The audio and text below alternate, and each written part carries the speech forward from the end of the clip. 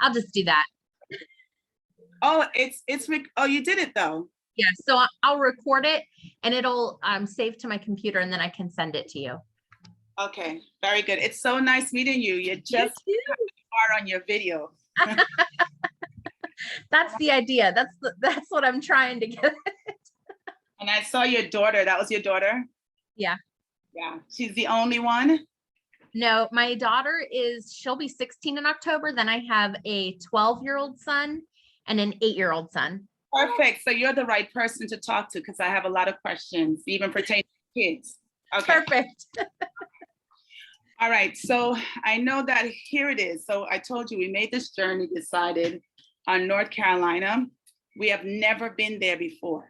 So this is kind of, except for when we come this week. Okay. We've never stepped foot on the soil of North Carolina. Anyway, I have question. As I've been looking at the properties, I noticed that a lot of the properties are under HOA.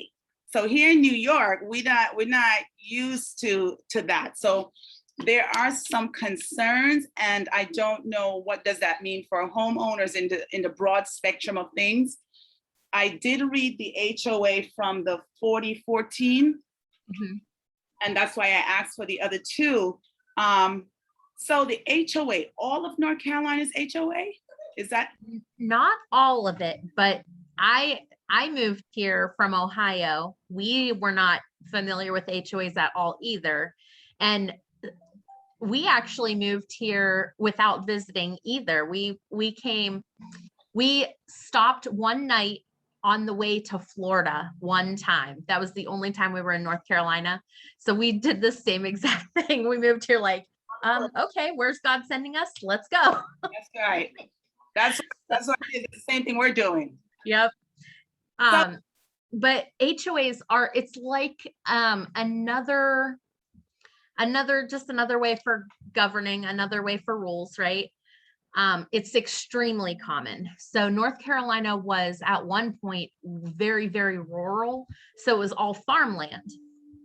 So what has happened is developers come in, they buy huge plots of land, and then they subdivide it out into lots and do like anything from 20 to 1,000 homes in this area. And then they're all governed by this HOA, homeowners association. So there are good things and bad things, like with anything, right? Good things are that with an HOA, homeowners are a part of it. They hire the company who enforces the rules.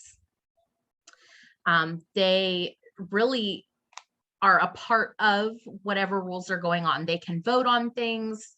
So it is, on a positive note, it's a way to keep your neighborhood looking nice because you don't have to worry about, when you don't have an HOA, you could have a neighbor with wrecked cars on his front lawn. He might do mechanic work or might have garbage piled up, like if they do scrap metal or things like that. In an HOA, you don't have any of that because you have very strict guidelines on the look and feel of the neighborhood to keep it consistent and things like that. Okay. So it is way more common to have neighborhoods and HOAs than it is to have homes that are just standalone, not in a neighborhood. Okay, I got it. So in reading the 4014, I mean, I think we understand. I guess part of my worry is that that it's not crazy that somebody's watching over your shoulder all the time. Yeah. Is it that type of situation, or is it because if you read it in black and white, that's just what it sounds like? Yeah. I would say it's going to vary neighborhood to neighborhood how strict and enforcing like things are. So where I live in my neighborhood, we have a Facebook page, and when our enforcers, they're called cams, when they come through, people are on Facebook like, hide your stuff. Cams is in the neighborhood. They'll go through and they take pictures and they file these violations. You have to pay fines, whatever. And they don't come around like every single day. They're coming through like once a month or once every other month, or sometimes they get really crazy and come twice in a month, but it's completely random visits when they come to look for violations, right? Some neighborhoods are going to be way less strict, and it's going to be like, if there's a violation, the neighbors might file a complaint or something like that, but it's probably more easygoing. Then other neighborhoods might be way more strict, where people are like, so-and-so's got, they haven't cut their grass in a week and a half. Somebody needs to come out and give them a violation. It's going to be completely varied neighborhood to neighborhood.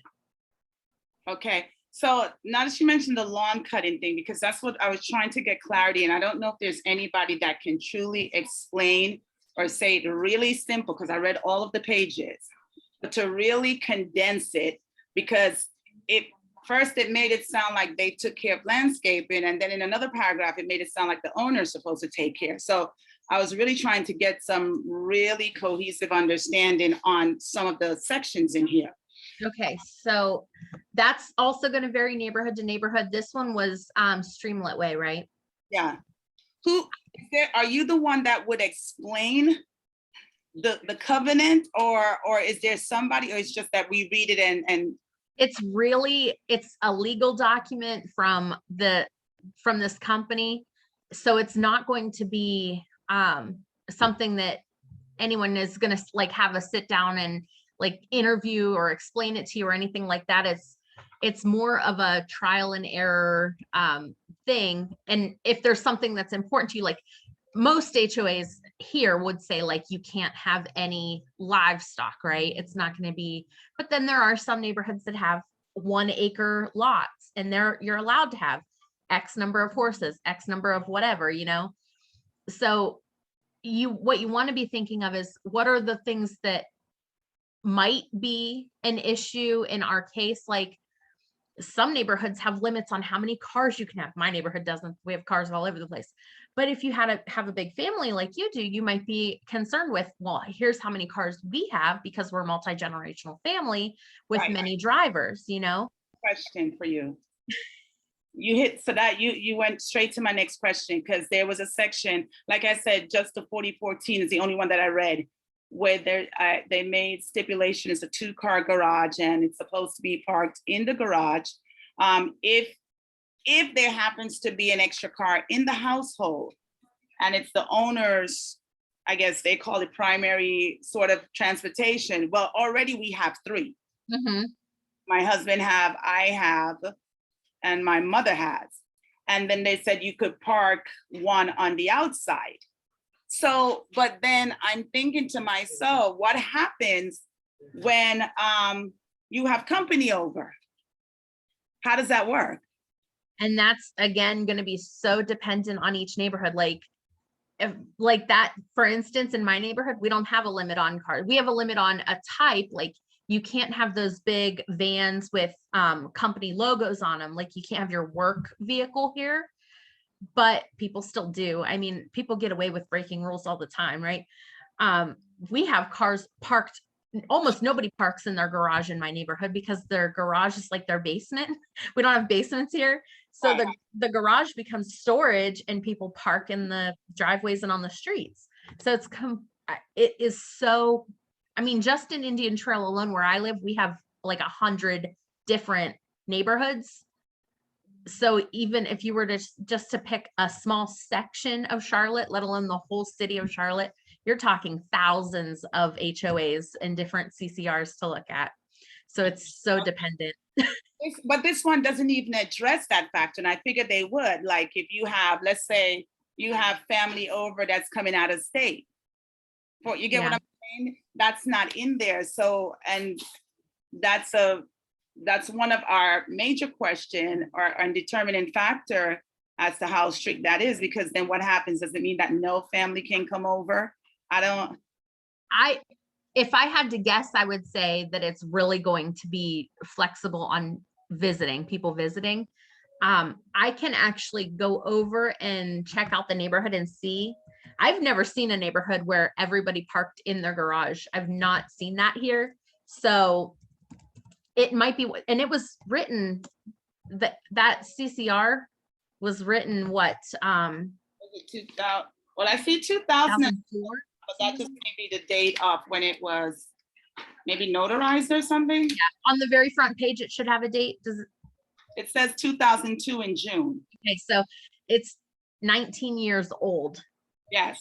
So it's very possible that that's not even an enforced rule anymore, which I would imagine is true, because to be honest with you, I've not been to a neighborhood where I've seen that I've not seen cars parked in the driveways and streets. So what I'll do is I will drive over to Brook Valley and see if I can see cars out in, like, on the street and in the driveways, Okay. just to see. Another thing you could try, many neighborhoods do have private Facebook pages. Okay. So you could check to see if Brook Valley has one. Real estate agents aren't allowed to just jump in them. I wish we could, because I would be in every single one to get the information, right? But you can try to get into the private Facebook group and say, we're thinking of moving here and we had some questions. We'd love to talk to some of the residents. Then it's completely like an innocent way into the neighborhood to get information. Okay. Okay, hold on. Okay, so basically, like you said, there's really no way of getting a complete clarity on what the HOA really 100% entails all the way until, like you said, you're there. It's a trial and error thing. Trial and error, yeah. We had, for instance, just an example, we have a basketball hoop that's like a portable one that, you know what I mean? And we got a fine for having it out. And they said, no, you're only allowed basketball goals that are like cemented into the ground, permanent fixtures. And I'm like, that's just crazy. And, you know, people were not allowed to have like a trampoline unless you have a fence. And people in the neighborhood have trampolines without fences. It's one of those things where if you don't get caught, you don't have to worry about it. But when you get caught, then it's like, oh, I guess we have to address this now, that sort of thing. And it happens across the board, honestly. Okay. Let me see. I wasn't able to read the others. Yeah, Bennett? How far is Indian Trail? How far is Indian Trail from where? From Where we are. Monroe? It's Monroe- close. Actually, this Brook Valley is right outside of Indian Trail. The schools are actually Indian Trail schools. So Shiloh and Sun Valley are Indian Trail. A lot of times there's like the zones kind of overlap. The post office says you're Monroe, but like people in this neighborhood, they might even say we live in Indian Trail because it's Indian Trail schools. So it's one of those things where sometimes it doesn't quite line up geographically, but it's really close. Okay. Okay, I mean, the homes are good. It's just the HOA makes me nervous. After living here 3 years personally for my family, I'm like, I cannot wait to not live in an HOA because it's so annoying to get those little violations. Like, what are you talking about? Right. So that's the only thing, but we'll continue to talk about that. Okay, so I know I'd reached out to you about the same Streamlight Way, which it's going to be on the market Friday. Yes. However, there was two that the 1002 Jewel Crown Court. Let me see. There was there was not much that we could see. So we would hope to see that when we come down there, because there wasn't much. I think maybe it had more pictures, but maybe a lot. I wasn't seeing a lot like what was in the description. That jeweled crown court is, it's called an input only listing. So it's almost like a for sale by owner, but they want it in the MLS. So there are real estate companies who will take whatever you give them, and for a fee, they'll put you into the MLS, but you handle everything. So it's, in this case, I texted the sellers directly. They have received a couple offers, but they're trying to see how many more they can get. They're obviously not educated about the market, because if you have offers, there's really no reason to keep holding on. But in any case, they took their own photos and just submitted them. So that's why it's not great information. I could tell that they took it. I could tell. Okay. Would there be a possibility to see this when we get there? Yeah, I can send a text. I let them know that I had a buyer interested. So as long as they haven't, agreed to go under contract with another one of those, we Right. can go ahead and set an appointment. All right, so we want to see that one.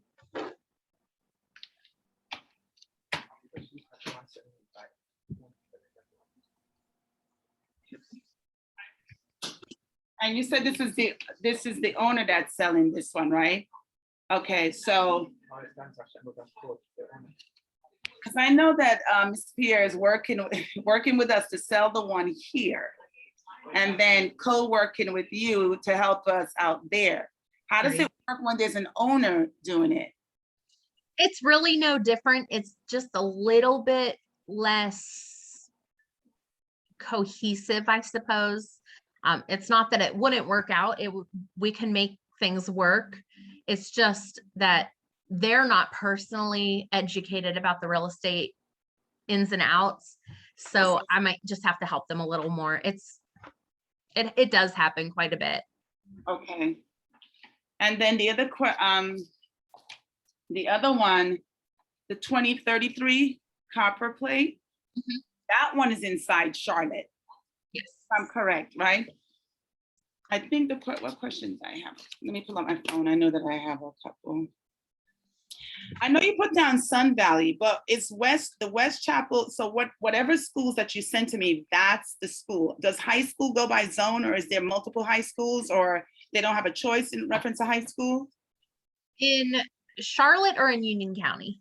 Oh, there's a difference. Okay. Okay, let's start with the one in Monroe County. So Monroe is Union County, and what they do is they do have school choice for high school. So there are a lot of different options. There's like an early college, there's a medical, like a health sciences school. So there's a lot of things like that.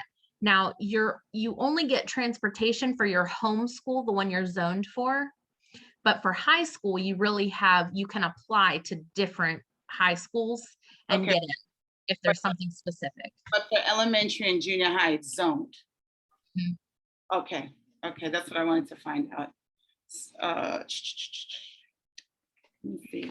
The 2033 copper plate. So I read through the information, and I figured it probably wouldn't hurt just to take a look at that also.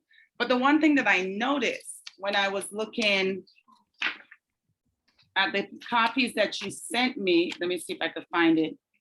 There's some signature page here, instructions to property owner. And I don't know, you may not have the information, but this was just signed this year, June. So did people— the property disclosures?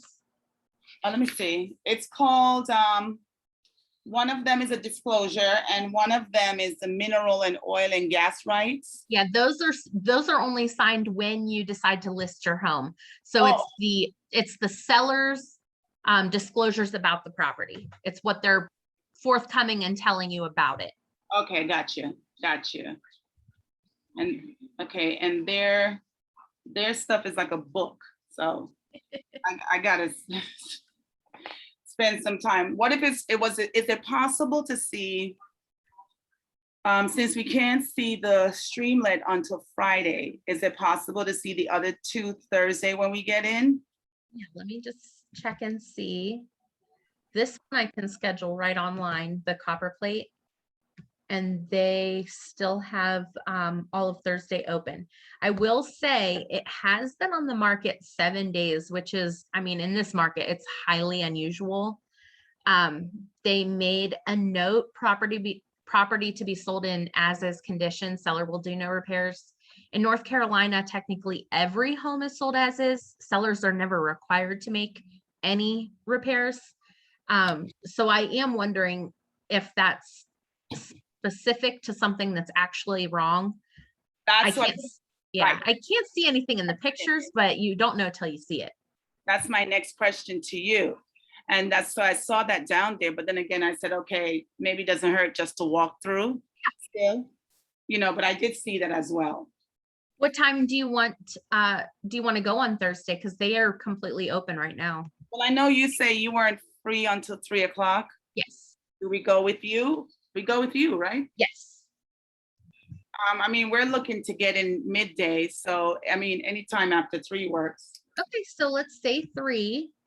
And then, like I said, it is extremely possible in this market that it won't still be on the market on Thursday.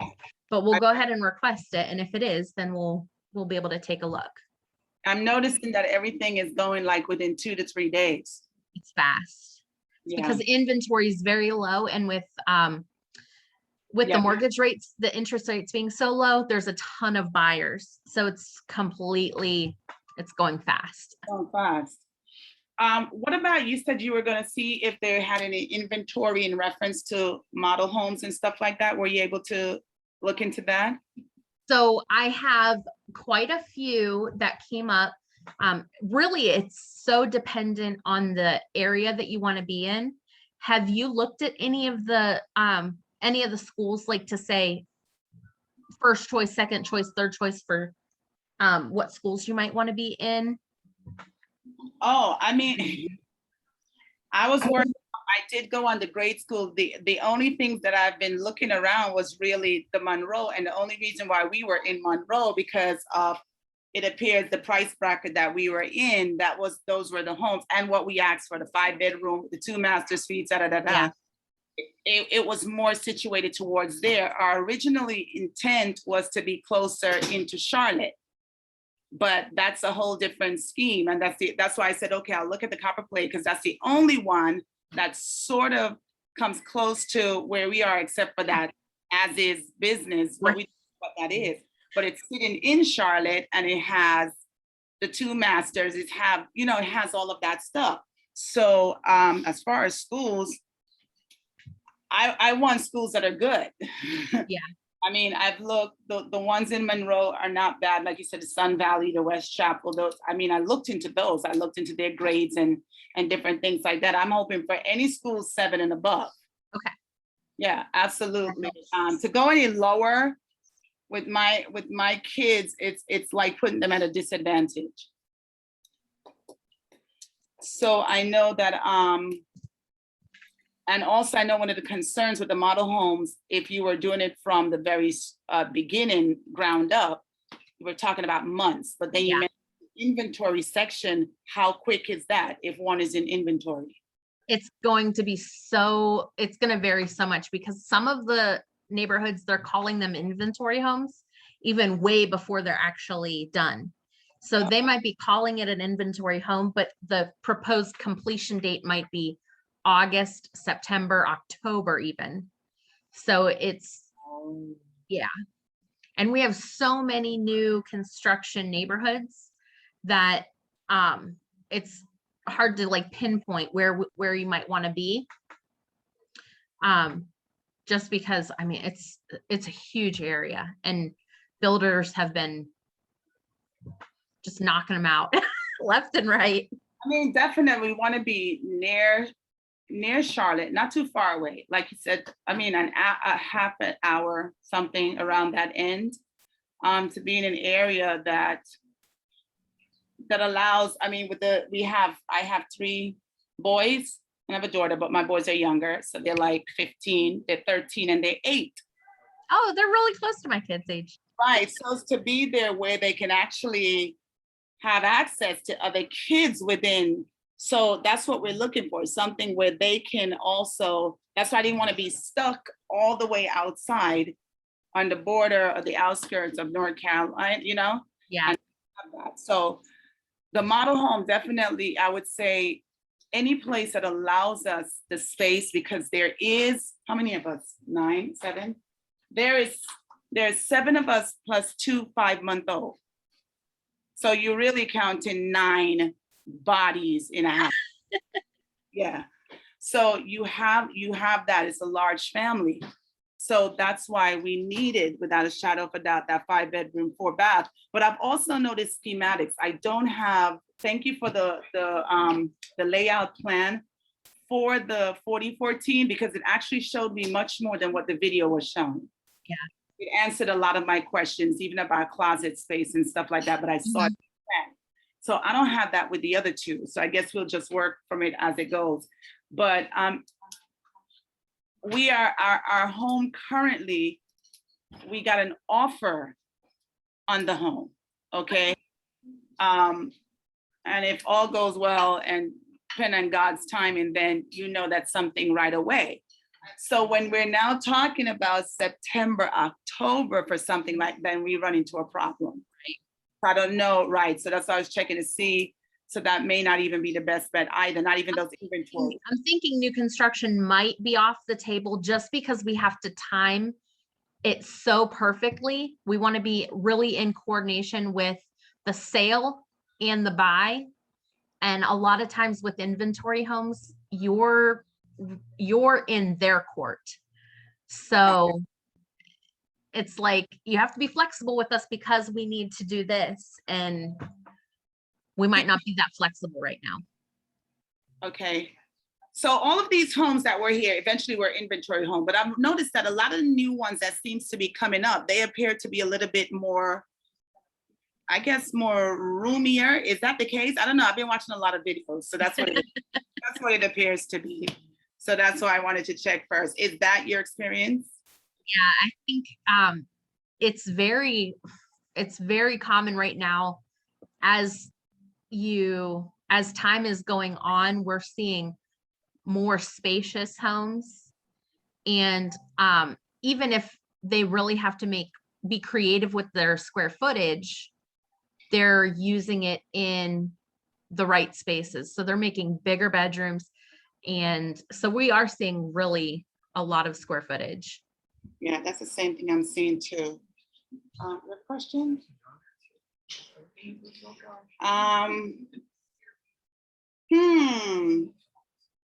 I don't know. What should we be thinking about from your perspective? I mean, do you have?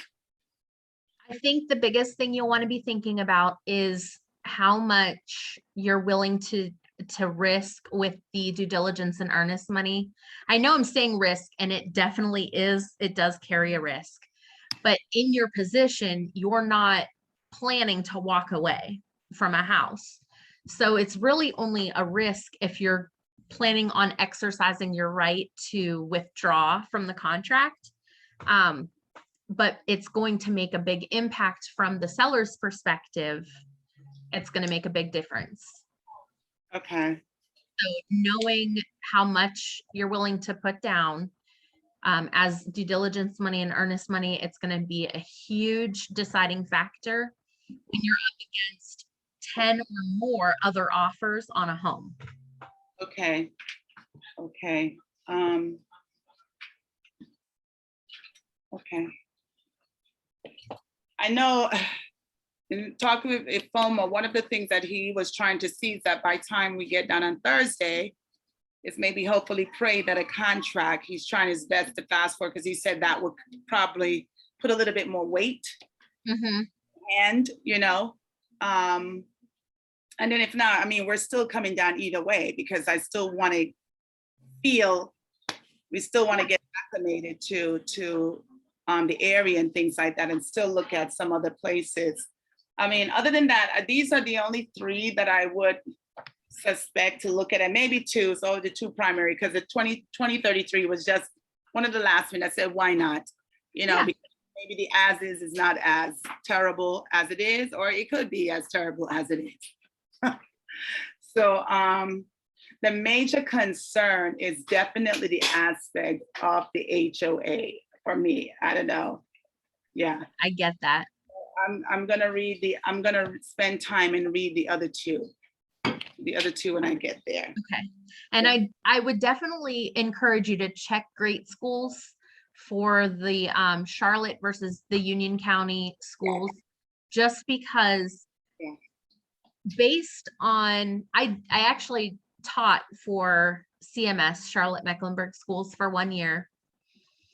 And it's very, I mean, you can go from one street to another street, and it could be a completely different school with completely different ratings. And they change the zones all the time because people are coming down to Charlotte constantly, like in droves. So they have to base it on population too. If a school gets maxed out on kids, then they have to readjust the zones. And you might go from a school that's an 8 to a school that's a 4 real easy. So I would just encourage you to check into those. Yeah, but union school, you're saying that doesn't happen. It does happen in Union too. It happens all across because people are coming from everywhere. Its population is increasing every day. Yeah, that's the first thing. But I would say there, from my perspective, there's a little bit more stability.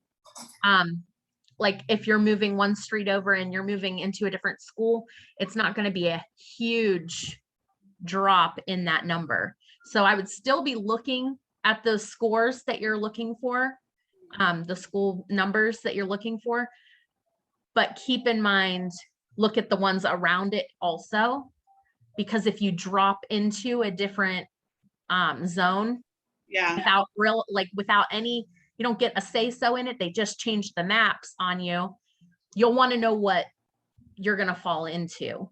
right. I did that for the union schools, but I didn't do it for Charlotte. Because I only did it in relative, because I have printed out the listing that you gave me. I printed out all the schools info so that I have them together in a little file. So I did that for the 2 homes, but not for the Charlotte homes. Yeah. Okay. So, are you still good? No questions? No, I'm still good. Okay. All right. I mean, I'm good. Great.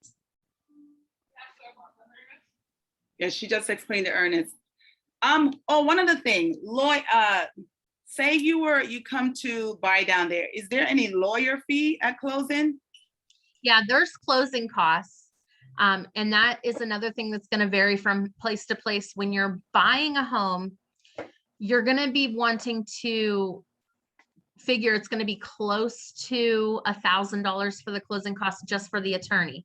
Then there's going to be the taxes, insurance, like that escrow amount that they're going to want to collect for taxes, insurance, and all of that. So that'll be added on, and it completely depends on the time of year and if the taxes have been paid or not been paid. So there's a lot that plays into those closing costs. But you're just going to pay cash, right? You're not getting a loan. That was all dependent. The loan we were approved for a very, very, very small loan. Okay. To offset just in case the property that right. I would say maybe more than 70% of it would be from the proceeds of the sale of the house. So you're saying there's in reference to what, taxes? Well, I was going to ask about, if you're paying cash, you don't have to get an appraisal done.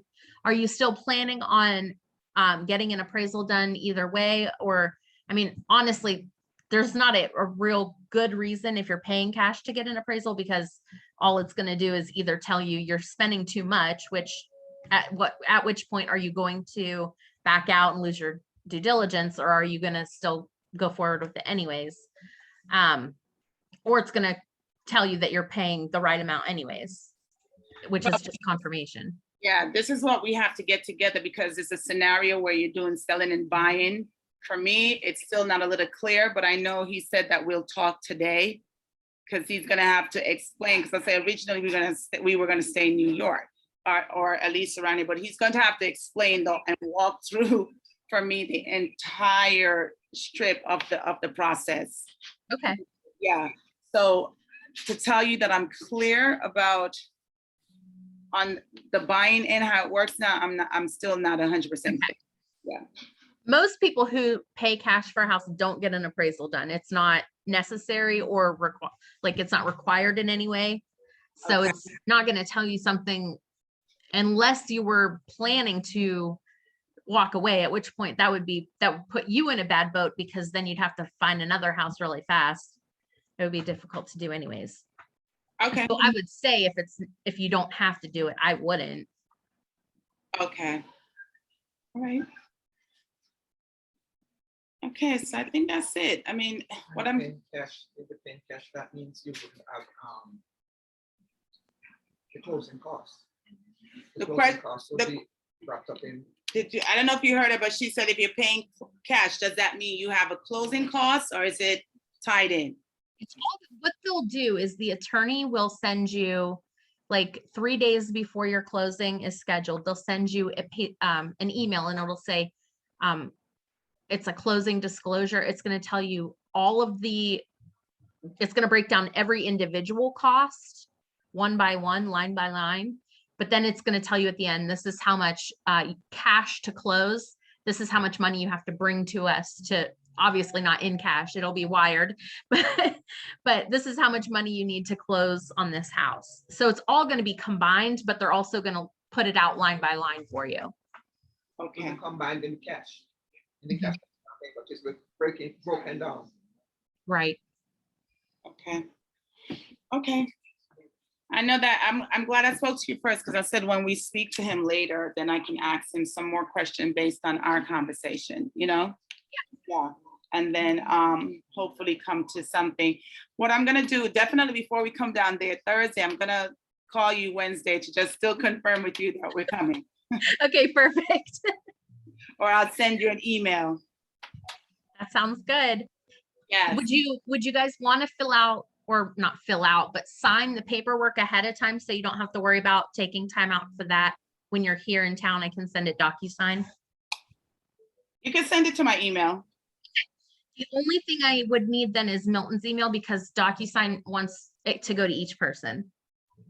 Oh, I got you. I got you. Are you ready, or you want me to text it to you? I'm ready with a pen, but if you'd rather text it, that's fine too. Okay, I can tell it to you. It's Milton P. Hamilton at Gmail. And then I'm gonna give you my mom's. Ready? Christina with a C, C-H-R-I-S-T-I. Yeah, regular Christina. A. Henderson. Christina. Oh, A, right? Yeah. That's what I said. Christina. 25. Oh, there's no A? Your middle initial not there? Christina. Christina A. Anderson 25. Okay, Christina A. Henderson 25 at Gmail.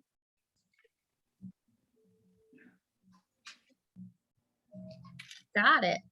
All right. All right. Yep.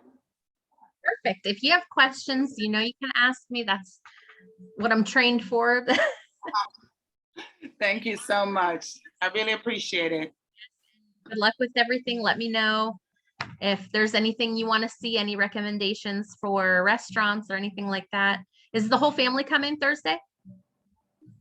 Just me, my husband, my mom, and I'm bringing the little one because I can control him better. Your youngest one?